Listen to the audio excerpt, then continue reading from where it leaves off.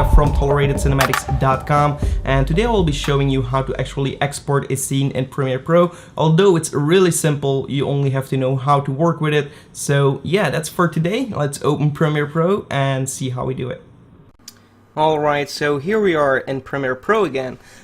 So I have my video, and let's say we have a complete edit. I will pick this sequence here. And now I want to render my sequence or my video. What I will do is go to the beginning of my timeline, press I on the keyboard, go to the end of my timeline where I want it to stop, and press O on the keyboard. So now it's going to render everything in between these two lines, which is pretty straightforward.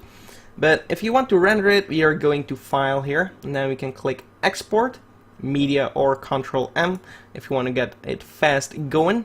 But if we're going to, I'll drag this down a little bit so you can see it a little bit better. This is what you will be seeing most likely. The format is a H.264, which is a great format. It's great quality and very low in file size. So right here we can see the estimated file size of my video, which is 27 megabytes. And right here match source high bitrate, which is most likely good to go. So right now these days your video is most likely going to get a good export right away. So right here we can give it an output name and also the location where it should save at, and if you want to export audio or video, straightforward. Once you have all these settings, you can also save this as a preset, so you can just go in here and pick one of these, for example. I also talked about how to publish to YouTube immediately from Premiere Pro, so you don't have to actually go to YouTube, upload a video, drag in your video and stuff like that. So you just go in Premiere Pro, log into your video. If you want to know how to do that, I have a video on that, so I will link it in the description and also right now on screen.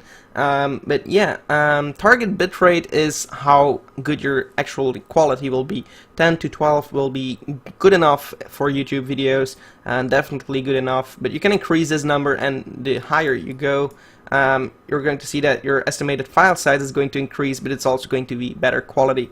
But to be honest, at 10 to 12, you're most likely not going to notice any difference. Of course, in these small parts of your video, in darker areas, you're going to see that there is more information if you increase this number, but for YouTube it doesn't really matter because YouTube compresses it anyway.